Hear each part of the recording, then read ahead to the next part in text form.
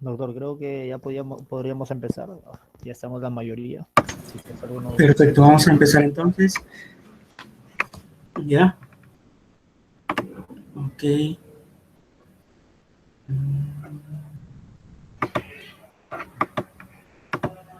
Me avisan si si se logra ver la pantalla, ¿ok? ¿Pueden ver las diapositivas? Sí, Sí, doctor. doctor. Sí, doctor. ¿Qué tal, muchachos? Buenas noches. Bueno, en primer lugar, agradecer al doctor Cabellos por haberme invitado a poderle darle una pequeña charla a ustedes como futuros colegas. Yo soy egresado de la Facultad de Medicina en Cajamarca. Actualmente estoy haciendo la especialidad, o sea, la residencia en hematología clínica en el Hospital Eduardo Rebagliati Martins, acá en Lima.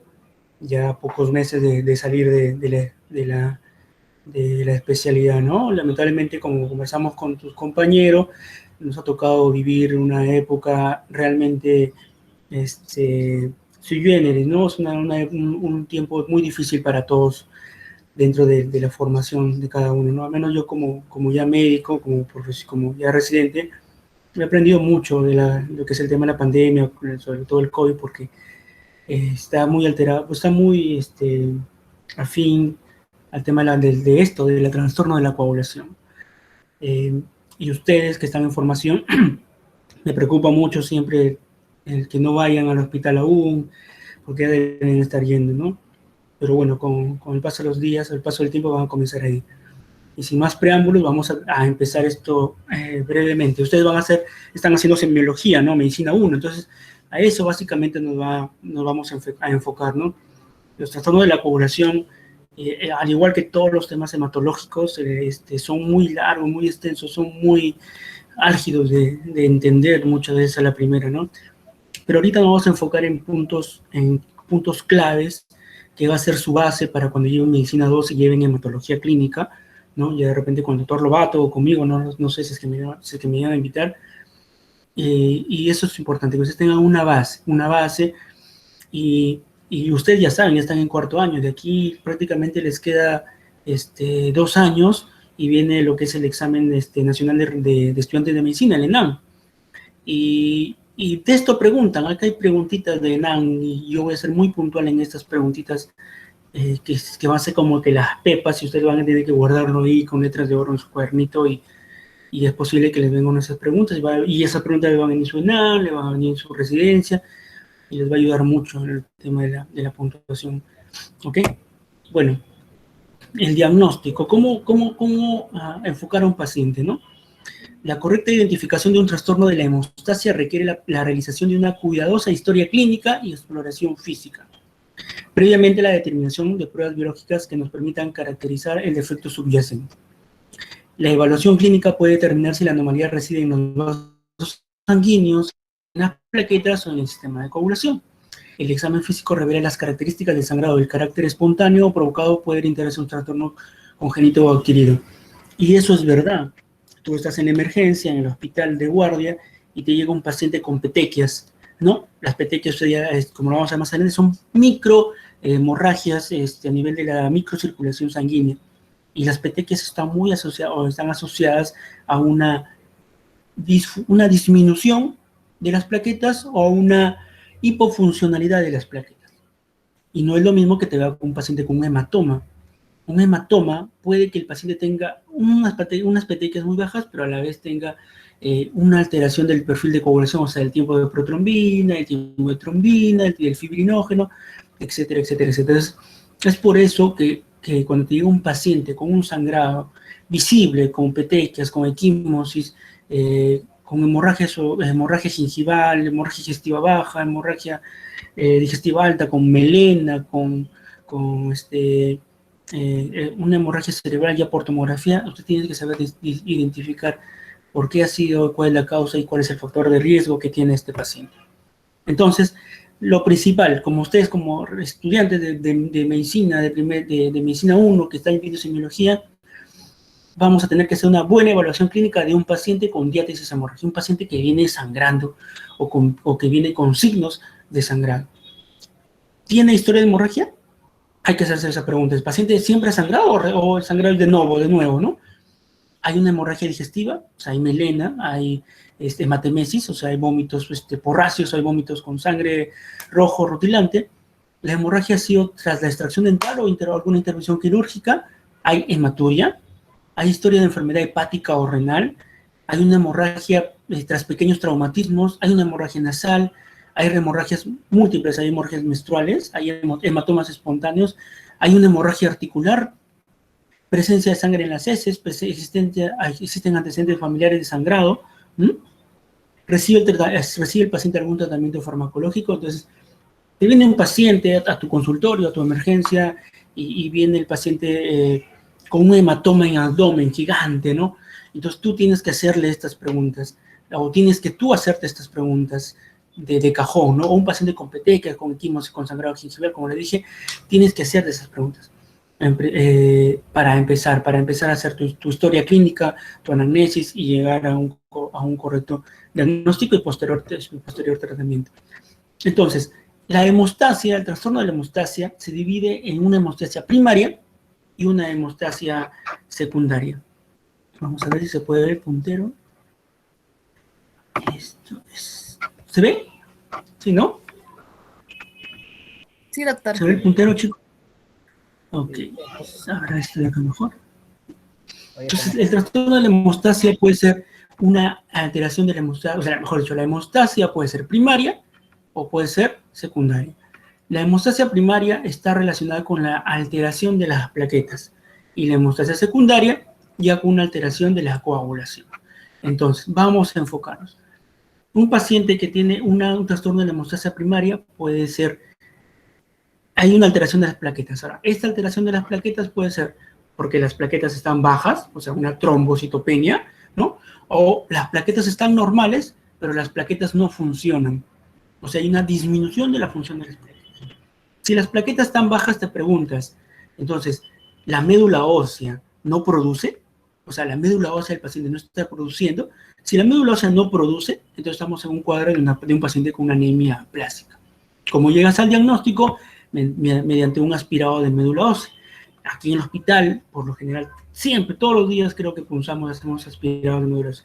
Una anemia plástica es una médula ósea seca. El paciente no produce no solamente plaquetas, sino leucocitos, glóbulos rojos, neutrófilos, etcétera, etcétera. Entonces, tenemos una alteración, una hemostasia primaria, o sea, una alteración de las plaquetas, que es una trombocitopenia, y hay disminución de la producción, estamos frente a un cuadro de una anemia plástica. Pero de repente la producción está normal, pero hay un aumento de la destrucción. O sea, la médula ósea es una médula ósea funcional, comienza a producir toda la serie roja, la serie blanca, ¿no? Pero afuera, en la periferia, o sea, en los vasos sanguíneos, se destruye. ¿Cuáles son las enfermedades relacionadas a un aumento de la destrucción de las plaquetas? El PTI de cajón, ¿no? La púrpura trombocitopénica autoinmune o la anemia hemolítica microangiopática o un PTT, ¿no? Estos pacientes, el PTI es una enfermedad, que ustedes ya lo van a ver más adelante, autoinmune, es una enfermedad de descarte, tenemos que descartar otras causas para decir que el paciente es un PTI, ¿no? Por lo general, el paciente en el PTI, el cuerpo forma anticuerpos contra las plaquetas.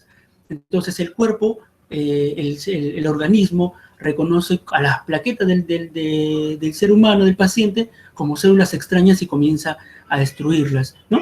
Y entonces comienza a haber tú ves un hemograma, te viene un hemograma donde sus plaquetas están en 3.000, 4.000, 5.000 plaquetas, ¿no?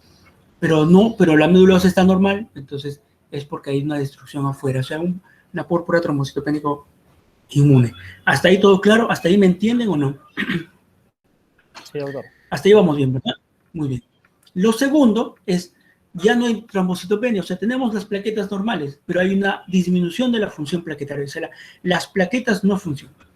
Puede ser adquirida en pacientes con uremia, con pacientes con enfermedad renal crónica. Debemos de saber que los pacientes con enfermedad renal, sabemos que en el riñón se produce la trombopoyetina, la eritropoyetina, que son hormonas que forman parte de, o que van a generar la producción normal tanto de glóbulos rojos como de plaquetas. Entonces, una adquirida de un paciente por insuficiencia renal crónica. Y cuando hablamos de una disminución de la función plaquetaria, por ejemplo, la enfermedad de von Willebrand, la trombolastenia de Glassman, ¿no? Les voy a mostrar una fotito que puse acá. Vamos a ver. Mira. ¿Dónde está? No lo veo. Esta es una plaquetita, ¿ya? Si la plaqueta tiene tiene ausencia por genética, por alteración genética de la glucoproteína, o ahí está ausente la glucoproteína 2B, es un síndrome de Bernard-Schiller. Pregunta de ENAM, pregunta de residentado médico. ¿A qué enfermedad hematológica la cual el paciente tiene ausencia de la glucoproteína 1B, el síndrome de Bernard-Schiller? O aquel paciente que tiene un déficit del factor de von Willebrand, o sea, del factor 7, ¿no? Genera lo que es una enfermedad de von Willebrand, ¿no? Y por acá también. Y aquí enfermedad que tiene una alteración de la glucoproteína 2B y 3A es una trombastenia de Glassman. Así se le llama, ¿ok? Entonces, tenemos una alteración plaquetaria, ya no por trombocitopenia, sino por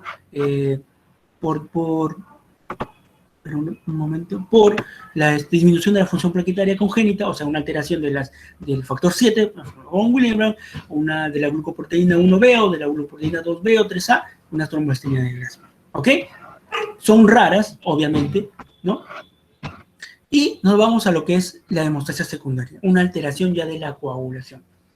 Entonces, si es congénita, lo mismo, una hemofilia, pacientes que tienen déficit del factor 8, ¿no? Y enfermedad von Willebrand, porque el factor 7 forma parte de lo que es la cascada de la coagulación. Y una enfermedad, una alteración de la coagulación adquirida, vamos a tener pacientes con enfermedad hepática y pacientes que tienen disminución de la vitamina K.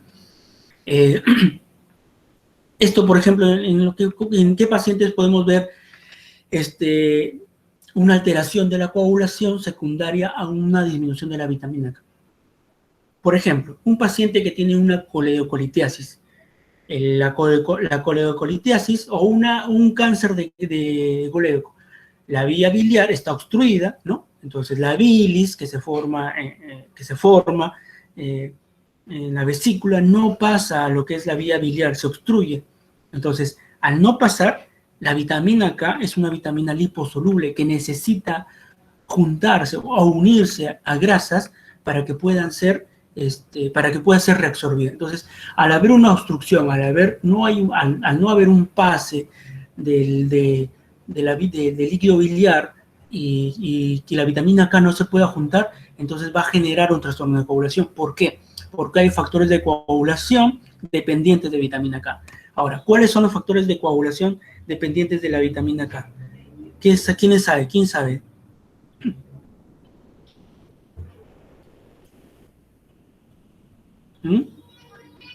Pregunta también de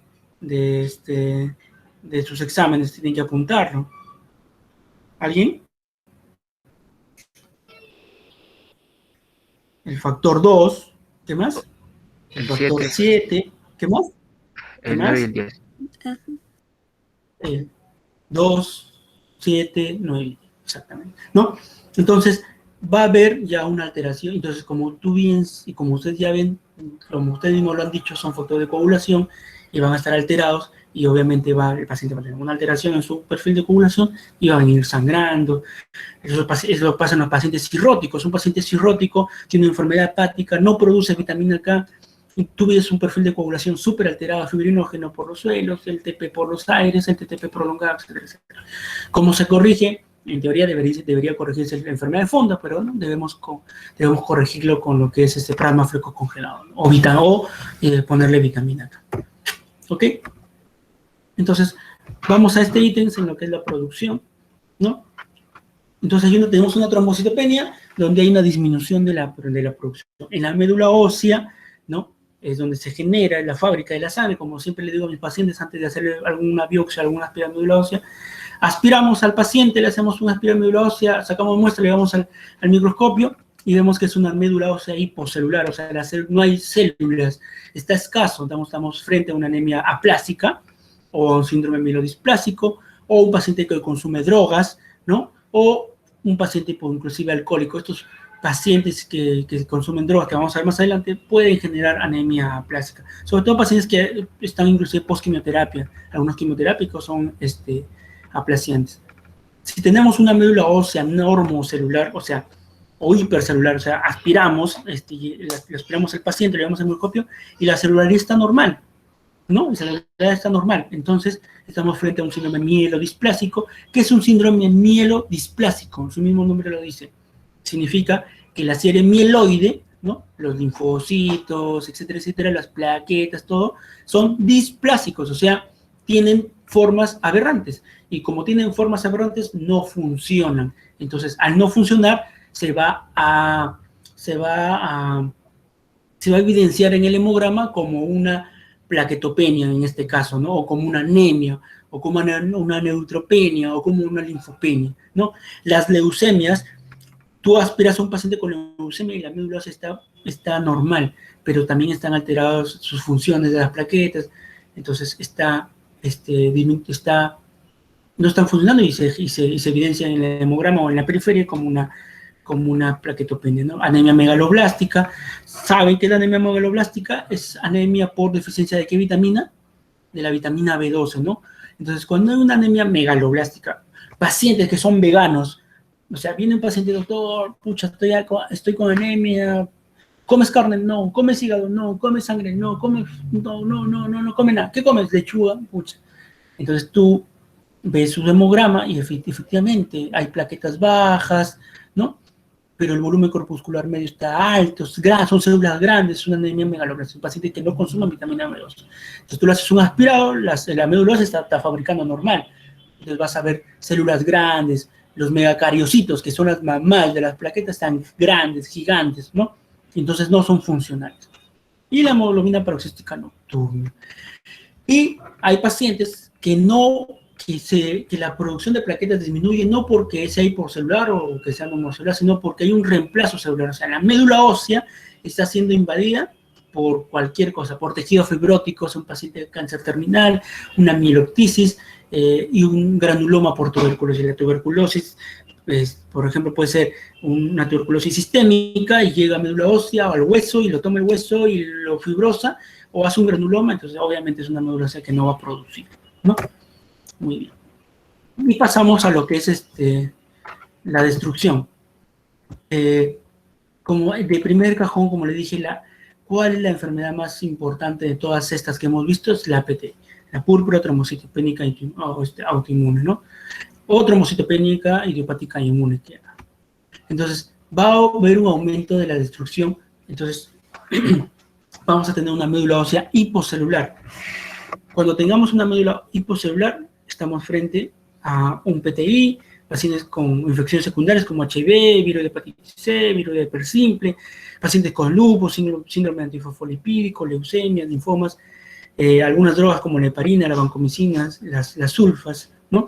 Y una médula ósea normocelular, una anemia hemolítica microangiopática, un PTT, un CID, que es una coagulación intravascular diseminada, una vasculitis, o pacientes con hiperesplenismo, ¿no? Y alteración de las plaquetas, como ya lo habíamos visto, cuando no hay adhesión o una alteración de las glucoproteínas que habíamos nombrado, enfermedad de Werner-Schüller, enfermedad de von Willebrand, y si no hay una agregación, una trombastenia de Glasgow. Y adquiridas, pacientes como le hemos dicho, pacientes con enfermedad renal crónica, con hepatopatías, con cirrosis hepática y síndrome mieloproliferativos, ¿no? Entonces, ¿cómo decíamos acá? Aspectos diferenciales de la tiroides hemorrágica. Vamos a tener, si tenemos una alteración de las plaquetas, o sea, vamos a tener alteración de los vasos sanguíneos, podemos tener una alteración de las plaquetas, o podemos tener una alteración de las coagulopatías. Si tenemos pacientes que tienen alteración de los vasos sanguíneos, o alteración de las plaquetas, ¿cómo se va a presentar clínicamente? Con petequias, con equimosis, sangrados por piel, mucosa, nariz, ¿no? Como le decía, gingivorragia, ¿no? Hemorragia digestiva alta, o sea, sangrados gastrointestinales, genitourinario, el paciente comienza a orinar sangre cuando tú le pones una sonda Foley, por ejemplo, ¿no? Y si hay una coagulopatía, de cajón, un hematoma, hemorragias musculares y o articulares, ¿no? Muy bien. Desencadenantes, bueno, esos pueden ser espontáneos o postraumáticos según el conteo de plaquetas que tengamos, y las coagulopatías por lo general siempre son espontáneas, muy poco frecuentes los traumatismos. Cuando la alteración es vascular o plaquetaria, vamos a tener que es de un comienzo agudo, un comienzo inmediato. Pero cuando una coagulopatía viene un paciente ya crónico, como en el tema de la cirrosis, un paciente conforme va haciendo cirrosis, conforme va haciendo una alteración hepática a lo largo de su enfermedad, se va a comenzar a ver ya alteración del perfil de coagulación, y esto va a producir ya una coagulopatía, y se va a evidenciar en un trastorno de coagulación, y se va a evidenciar en sangrados como hematomas, como lo estamos viendo ahorita, ¿no? El control de sangrado, bueno, medios locales en teoría, porque eso no se hace, terapia sistémica también en teoría. Como lo habíamos visto, esto ya lo habíamos visto en las líneas anteriores, ¿no? Entonces, esto es pregunta de examen. ¿Qué fármacos que inducen a la trombocitopenia? ¿Qué fármacos te van a producir plaquetopenia? La heparina, la quinina, la quinidina, la sulfamida, las sales de oro, ¿no? Etcétera. Fármacos que alteran la función plaquetaria, o sea, son fármacos que son antiagregantes, por ejemplo, el ácido acetilsalicílico, ¿no? El clopidogrel, etcétera, etcétera. Hay una enfermedad que se llama trombocitosis esencial. Ustedes saben que lo normal de plaquetas es de 150.000 a 400.000, ¿no? Ese es el valor normal, de 150.000 a 400.000. Pero hay pacientes que vienen a la consulta con 1.000.000 de plaquetas, ¿no? Como vino anteayer un paciente, 1.000.000 de plaquetas. O sea, eso es demasiado. Entonces, este paciente tiene muchas plaquetas. Y eso es malo porque tiene propensión a formar trombos. Entonces, se le da un antiagregante plaquetario o un fármaco que altere la función de las plaquetas para que esas plaquetas no funcionen, para que no cumplan su función adecuada. Entonces, le damos ácido acetilsalicílico, ¿no? Aspirina, le damos a propósito. Para que no funcione, las plaquetas comiencen a bajar y el paciente no tenga ningún problema, ¿no? Y fármacos que alteran la coagulación, en este grupo tenemos que pertenecen a las heparinas y a los anticoagulantes orales, como la warfarina o los nuevos anticoagulantes orales, ¿no? ¿Conocen algún nuevo anticoagulante oral, chicos? Aparte de la warfarina y de la heparina.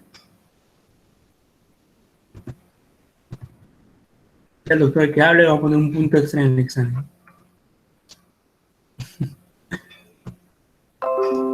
Pacientes que tienen trombosis venosa profunda o tienen alteración o tienen propensión a hacer trombosis, nosotros los anticoagulamos, ¿no? ¿Con qué lo anticoagulamos de primera línea en un hospital MINSA, un hospital de salud acá en Lima, en el Perú, perdón, con las heparinas, ¿no? Heparina de bajo peso molecular o la enoxaparina, y luego les damos, cuando se van de alta, por lo general, les damos anticoagulantes orales. El de primera línea que tenemos nosotros es la warfarina, ¿no? Pero hay nuevos anticoagulantes orales que ustedes ya deberían saber, porque eso ya tiene como que muchos años desde que yo era alumno, como es el rivaroxaban, el dabigatran, que son inhibidores del factor 10 y inhibidores del factor 9 de la coagulación, importantísimos. Nunca se olviden. Pregunta de examen de admisión. Nuevo anticoagulante oral cuya función es inhibir el factor 10 de la coagulación. Rivaroxaban. Suficiente. Y se acuerdan porque rivaroxaban tiene un X en medio y X es 10, entonces ya te acuerdas. Entonces, lo principal, lo que ustedes deben saber, esta es una petequia. De la izquierda, esa es una petequia, ¿no? Son puntitos chiquititos, ¿no? Que en teoría tú los presionas y desaparecen, y después van a aparecer, en teoría, no siempre es así. Por eso le digo que es importante que ustedes vean y palpen y examinen al paciente, ¿no? Porque no todo lo que dice el libro es tan cierto. Esta es una púrpura. Son como petequias más grandes y las cuales tú las presionas y no desaparecen, ¿no? Este es una equimosis, es como un moretón, ¿no? Es una equimosis. Y este es un hematoma, ¿no? Gigante. Sangrado subcutáneo gigante, ¿no? Entonces hay que conocer la diferencia. Cuando ustedes comiencen a hacer medicina 2, van a comenzar a, o no, ya creo que están comenzando a hacer historias clínicas. Y si el paciente viene con esto, tú me dices, el paciente tiene petequias, no, pues es un equimosis, ¿no? O esto, el paciente tiene una petequia, no, pues es malo, es un hematoma, ¿no? Entonces esas cositas ustedes tienen que diferenciar y eso lo van a aprender conforme vayan viendo al hospital. Las petequias palpables, las petequias son palpables, ¿no? Con una zona central indural, son sugestivas de la existencia de vasculitis y se distinguen de las telangiectasias y angiomas, que son dilataciones vasculares en que no desaparecen con la presión, mientras esas últimas sí lo hacen, ¿no? Telangiectasias son angiomas que son como lunarcitos, que muchas veces uno lo tiene. Hemartrosis, la hemorragia interarticular causa dolor. Hemartrosis es hemorragia interarticular y va a causar dolor y tumefacción en la extremidad afectada y es diagnóstico de coagulopatía congénita fundamentalmente de la hemofilia. Hay una enfermedad que se llama hemofilia, que hay una alteración o hay una deficiencia del factor 8, ¿ya?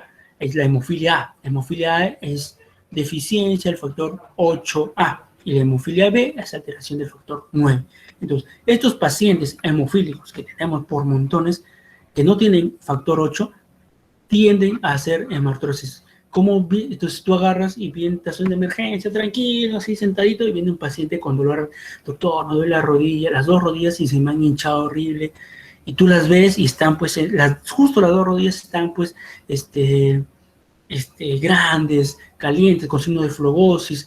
Entonces tú sospechas, bueno, parece una hemartrosis, parece un sangrado intraarticular, entonces este paciente puede ser hemofílico. A ver, hay que sacar una ecografía, le tomas una ecografía y la ecografía te dice líquido, sospecha de hemorragia intraarticular. Entonces ese es ya tu diagnóstico de cajón. Entonces es un paciente con una hemofilia, ya existe un diagnóstico de un especialista, ¿no? Y lo llamas al hematólogo a que solucione este problema, ¿no? Conózcanlo, los factores de coagulación, el factor 1 la fibrinógeno, el factor 2 el factor 2 protrombina, el factor 3 el factor ístico, tromboplatina ística, el factor 4 que es el calcio, el factor 5 que es la procalceleína, etcétera, etcétera, etcétera, etcétera, etcétera. Factor 8 antihemofílico A y factor 9 factor de Crichman o antihemofílico B. Esto es pregunta de examen. De examen de NAN y de examen de su examen que les va a venir porque esa pregunta les voy a hacer yo. ¿Ya? Esos son los factores de coagulación que ustedes deben de conocer, ¿no? Bueno, eso es un poquito de hemostasia. ¿Qué pasa, no? Este es un vaso sanguíneo, y te vienes y vamos a empezar así. Este es un vaso sanguíneo, tienes un vaso sanguíneo y hay una ruptura, te pinchas con un clavo o te hincas con una aguja, se genera una lesión. Como se genera una lesión, ¿qué va a hacer el vaso sanguíneo? Se va a contraer, va a ser una vasoconstricción, se va a contraer, ¿no? Y esto va a disminuir lo que es el flujo sanguíneo. Entonces, solamente haber hecho una vasoconstricción y el solamente hecho de haber hecho una vasoconstricción va a comenzar a llamar las plaquetas y va a generar una agregación plaquetaria. La agregación plaquetaria va a comenzar, va a formar lo que es un tapón hemostásico, el tapón hemostásico primario que está formado por plaquetas y a la par se va a generar todo lo que es la cascada de la coagulación y es lo que va a formar, ¿cómo se llama? Mediante la trombina, o sea, ¿cómo les explico? Se van a agregar las plaquetas, pero las plaquetas van a estar simplemente agregadas, pero no van a estar fijas. Entonces, se va a generar la cascada de la coagulación y se va a generar lo que es trombina y fibrina y va a formar una malla, y esto es lo que le vamos a llamar ya lo que es un coágulo o un tapón hemostásico secundario, ¿ok? Entonces, eso es parte de la hemostasia. Entonces, como vemos, la hemostasia puede ser primaria, la primaria ¿cuál es? Las plaquetas, ¿no? Y la secundaria, la fibrina, el fibrinógeno, que es parte de la coagulación, y ahí está toda la coagulación, lo que sea un vaso sanguíneo. Esta es la cascada de la coagulación, ¿no? Pregunta de Nan, ¿cuáles son los factores de coagulación que intervienen en la vía extrínseca? El 3 y el 7. Pregunta de examen. En la vía extrínseca tenemos al 3 y al 7. Y en la vía intrínseca, ¿qué factores participan en la vía intrínseca? Factor 11, factor 9, factor 8. ¿Ok? Entonces, tenemos el factor 10. El factor 10 se va a unir al calcio, al factor 5 y al factor 5 y al fosfolípido de membrana y va a formar el factor 10 activado. El factor 10 activado unido al calcio va a convertir la protrombina en trombina, ¿no? Y la trombina va a producir que el fibrinógeno se divide en monómeros de fibrina, esto se va a polimerar, ¿no? Y el factor, a la vez la trombina va a activar el factor 3 en factor 3 activado y los polímeros de fibrina va a formar lo que es una red de fibrina más el tapón plaquetario visto acá va a formar lo que es el coágulo, ¿ya? Entonces, le vuelvo a repetir, factor extrínseco, estos dos, factor intrínseco, esto. Este es un resumen de lo que es esto, lo he separado. Ahora, si tú tienes un perfil de coagulación, el perfil de coagulación, tiene un perfil de coagulación y te da tiempo de trombina, tiempo de tromboplastina y fibrinógeno. ¿Cuál de ellos te evalúa la vía extrínseca? La vía extrínseca lo da el TTP. Si el TTP está prolongado, entonces hay una alteración de la vía extrínseca. Si el TP está prolongado, es una alteración de la vía intrínseca. Y si los dos están prolongados, hay una alteración de los dos, de las dos vías de coagulación o de la vía común. ¿Ok? ¿Cómo se forma el factor 13? Por esto, ¿no? Las plaquetas activadas, ¿no? Aquí las plaquetas que se van a activar por la lesión del tejido, ¿no? Van a formar un simógeno de alto peso molecular y van a llamar al factor 12 y se va a convertir en factor 2 activado. El factor 2 activado va a activar el 11, el 11 activado, el 11 activado va a formar el 9 activado, y el 9 activado va a convertir el 8 en 7 activado, y el 7 activado se va a unir al factor, el 7 activado uniéndose al calcio y al factor 3 activado va a formar un complejo y esto va a formar el factor 10 y lo va a activar al 10 y vamos a empezar nuevamente. ¿Ya? Esto es en teoría, ¿no? O sea, ahorita ya se sabe de que todo esto, o sea, es como que primero la vía extrínseca y luego la vía intrínseca, ¿no? Ahora ya se sabe que esto se da en paralelo, ¿no? Inclusive hay nuevas teorías de que esto ya no es tan cierto. Hay nuevas teorías de la coagulación que te dicen que esto no es tan cierto, ¿no? Que no es tema de discusión ahora, ya es un tema más de especialidad. Lo mismo, pero más bonito como para que lo repasen en su casita, ¿no? Y acá están los valores normales. Recuento de plaquetas, ¿cuál es el valor normal? De 150.000 a 400.000, ¿no? El TTPA 29 a 37, el TTP, esto va a depender muchas veces del laboratorio, ¿no? El laboratorio a veces tiene otros reactivos y te da otros valores, pero esto es en general lo mismo, ¿no? ¿Ya? El factor del fibrinógeno de 150, 350, el TT, el tipo de trombina de 822, etcétera, etcétera, etcétera. Y acá están las alteraciones frecuentes si es que ves que uno de estos se ha alterado, ¿no? Que lo van a repasar entonces. Lo mismo, y la vía extrínseca, cuáles son los factores que participan y cuáles son los factores de la vía extrínseca. Lo mismo, ¿no? Si tienes un TTPA normal y un TTPA alterado, hay una alteración de la vía extrínseca, entonces puede que haya puede que haya una alteración del factor 7. Si un TTPA está normal y un TP está normal, hay una estabilidad del coágulo y vamos a determinar, y es porque si está normal, obviamente el perfil de coagulación está normal y entonces va a haber una estabilidad del coágulo simple. Si un TTPA está normal y un TP está normal, hay una alteración de la vía intrínseca, ¿no? Si hay una hemorragia, puede que haya alteración de esto. Si no hay una hemorragia, puede que haya una alteración de estos factores de coagulación. Y si los dos están normal, hay una alteración de la vía común y puede que estos factores de coagulación estén alterados o haya una disminución del fibrinógeno o una disfibrinogenemia. ¿Ok? Lo mismo, lo van a revisar, ¿no? Y eso es todo y vamos con unas preguntitas, si quiero que participen. Paciente con manifestación de sangrado gingival, moderado tiempo de sangrado prolongado, tiempo de coagulación normal. ¿Cuál es la deficiencia que sospecha? Muchachos, les doy 30 segundos, si no al champazo voy a hacer que hablen les voy a llamar, como tengo sus nombres ahí. Piensen.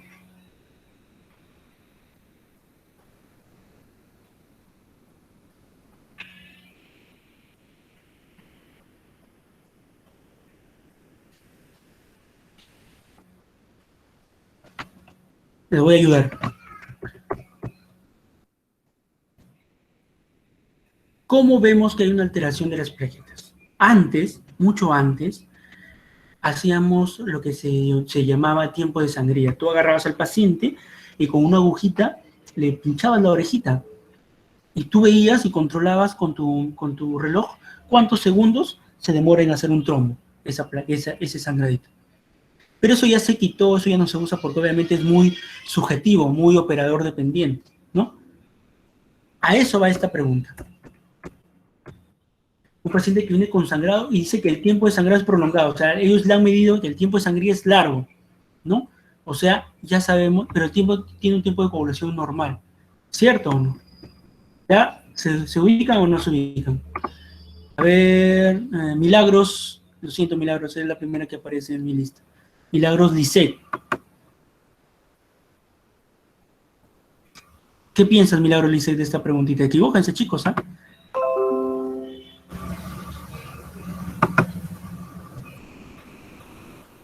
¿Nadie? Doctor. Hola, hola. ¿Qué piensas? Vayamos a lo... Yo quiero que aprendan esto porque esto es básico, chicos. Si no me dejan entender, no, el problema soy yo.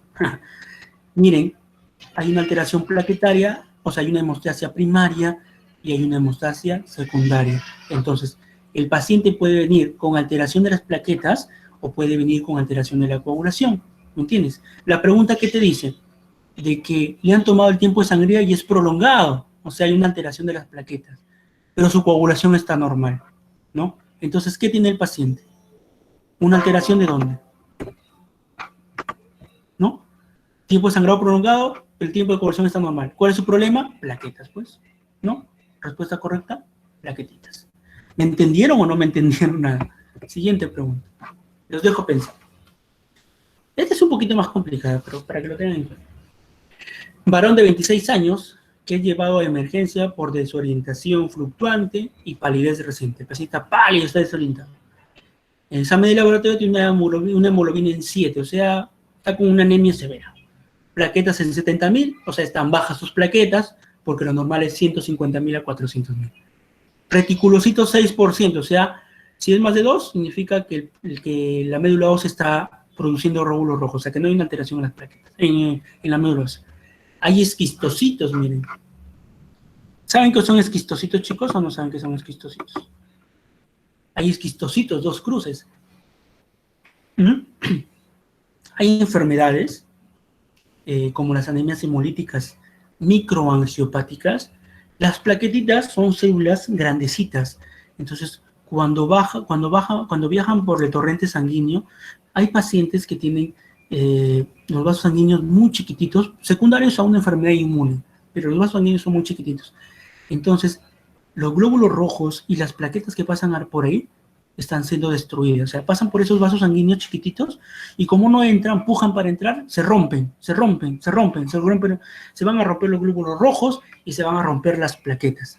¿Ya? Entonces, como se están rompiendo los glóbulos rojos, obviamente va a haber una disminución de la hemoglobina, está haciendo una anemia porque está destruyendo esos glóbulos rojos, ¿cierto? Pero también se están destruyendo las plaquetas, entonces por eso también hay plaquetopenia, pues están las plaquetas de 70.000, ¿no? Dice, en el frote de sangre periférica el test de Kuhn directo es negativo, o sea, no es una enfermedad inmune, o sea, no, el test de Kuhn nos da para ver que la enfermedad no sea inmune, o sea, que no haya algo o un anticuerpo que esté generando que se destruyan mis plaquetitas, ¿no? O el glóbulo rojo. ¿Cuál es el diagnóstico más probable? ¿Me han entendido o no? O sea, esto de aquí es una anemia microangiopática. O sea, es un paciente que tiene una enfermedad inmune, ¿no? Que tiene sus vasos sanguíneos alterados, chiquititos, y que por ahí están pasando los glóbulos rojos y las plaquetas. Y se están destruyendo. Como se están destruyendo los glóbulos rojos, hay anemia. Como se están destruyendo las plaquetas, hay plaquetopenia. La anemia microangiopática también, o dentro de su subgrupo, hay una enfermedad que se llama púrpura trombótica trombocitopenia. Esta es la respuesta. Y si no les viene esto, les puede venir anemia microangiopática. ¿Ya? Cualquier otro. Linfoma no Hodgkin. ¿Qué es un linfoma no Hodgkin? Es un cáncer, ¿no? Es un cáncer de ganglios, por decir así, o es un linfoma. Un linfoma es, como su mismo nombre dice, linfoma, es un oma, o sea, un cáncer de la vía linfática, puede ser del vaso, de la vía linfática, no tiene nada que ver con esto. Leucemia linfocítica aguda o una LLA es una leucemia. ¿Puede dar plaquetopenia? Sí. ¿Puede dar anemia? Sí. Pero la leucemia no te produce esquistocitos y no hay test de Kuhn, el test de Kuhn normal está descartado. Macroglobinemia de Waldenström es un linfoma también, es un cáncer, un linfoma de células plasmáticas. Hay una enfermedad, nunca se olviden de esa enfermedad, se llama mieloma múltiple, que nosotros en el cuerpo tenemos células plasmáticas que son normales, que nos ayudan a las defensas del organismo, pero cuando están muy exageradas se le llama mieloma múltiple, y cuando las células plasmáticas están en abundante y a la vez tiene alteración del linfocito de nuestras defensas, se llama macroglobinemia de Waldenström o linfoma linfoplasmacitario. Y la plasia medular, como les dije, es una médula que no produce nada, ¿no? Si no produciera nada, tuviera anemia, tuviera plaquetopenia y también tiene defensas bajas, ¿ok? Muy bien. Adolescente, en adolescentes o adultos jóvenes, la causa más común de pancitopenia es... Pregunta. La anemia plástica, ¿ya? Nunca se olviden. La anemia plástica por lo general es adolescentes y jóvenes adultos. Siguiente pregunta. Paciente con TEC, ¿no? Un trastorno, ¿cómo se le dice? Se me fue el nombre. Traumatismo encefalocraneal. Disculpen, lo que alguien entró donde estoy yo y me desconcentro. Se encuentra inconsciente y se sospecha de una hemorragia subaracnoidea. Esa ya tiene que responderme. Familiar afirma que el paciente es hemofílico. En el perfil de coagulación, ¿qué prueba está alterada? Es un paciente hemofílico. Vamos a elegir al premiado o a la premiada. Hacer un sorteo así rápido. La A, doctor. La A. Timo parcial de tu amorplastina. ¿Por qué? Explica a tus compañeros por qué has llegado a esa conclusión. No me dejes mal, no me...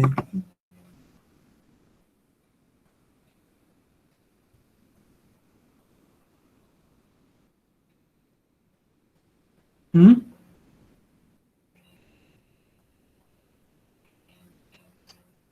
¿Es la A o no es la A? ¿Quién la refuta a tu compañera? ¿Quién? ¿Nadie?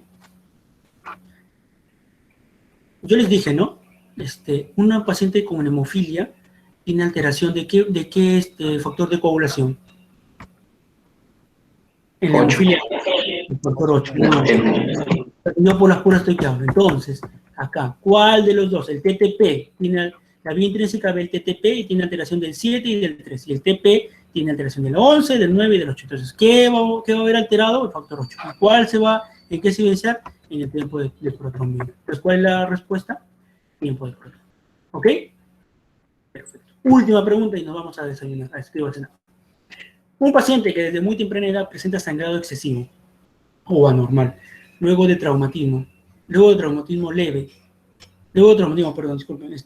leve invalidez por artropatía de rodillas y dosaje factor 8 en 3%. Su diagnóstico es por 8. Hemofilia. Pregunta de su examen que le voy a dar al doctor Cabellos. Y eso es todo, chicos. Preguntas, murmuraciones, quejas, dudas. Les voy a ser muy sincero, chicos. La hematología es, lamentablemente, en el pregrado, casi no le dan importancia, al menos en la universidad nosotros hemos estudiado. Por ejemplo, yo antes de hacerle esta clase a ustedes, porque esta es la clase que el doctor me ha pedido, yo debería hacerles, anemia, cómo se forma, cómo se forman las plaquetas, de dónde nacen, ¿no? Todas esas cositas para poder entender esto, ¿no? Pero lamentablemente nuestra currícula no está tan cómoda que digamos, ¿no? Pero les invito a revisar un poquito más de hematología. No solamente es esto, la hematología es muy linda, muy amplia, Por lo general, nosotros aquí en el hospital, bueno, en el hospital donde yo trabajo ahora, que es el Hospital Rebagliati, casi no, o sea, esto de acá lo vemos, hemofilia sí lo vemos, ¿no? Normal, los PTI, esas cositas sí lo vemos, pero lo vemos por consultorio, porque no son pacientes por consultorio, ¿no? Lo que nosotros manejamos son leucemias, linfomas, ¿no? Tenemos un piso de 48 pacientes y todititos son leucemias de muchos tipos, algunos son anemias aplásicas, otros son linfomas, pero esas son las enfermedades que nosotros particularmente como hematólogos tratamos, ¿no? ¿Falta hematólogos en el Perú? Sí. Las leucemias están por montones. Diario diagnosticamos en mi hospital 4 o 5 leucemias, ¿no? Entonces, si les gusta la hematología, espero que les haya gustado esta pequeña clasecita, que se hayan quedado con lo básico, chicos, con lo básico. Ustedes están en medicina 1, tampoco no se aloquen lo básico, de saber diferenciar una petequia de un equimosis, de un hematoma, qué factores están alterados en el perfil de coagulación, qué nos da el tiempo de pertumina, qué nos da el tiempo de tromoplastina, cuáles son los valores normales de plaquetas, del tiempo de coagulación, de TTP, de TPA. Eso no lo corroboran de los libros. Eso tienes que darte cuenta del hospital donde vas a trabajar. Tú vas al hospital, en el hospital de Cajamarca y el hospital Rebagliati los valores son distintos porque usan reactivos diferentes, ¿no? Obviamente hay un valor medio por ahí, ¿no? Sugestivo. Entonces, esas cositas ustedes tienen que saber, tienen que ver, ¿ya? Sigan estudiando, sé que se mueren de ganas de ir al hospital, ¿no?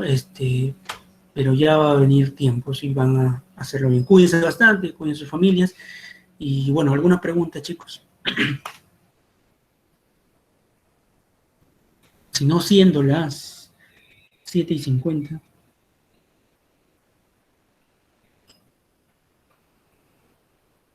¿Alguna pregunta, chicos?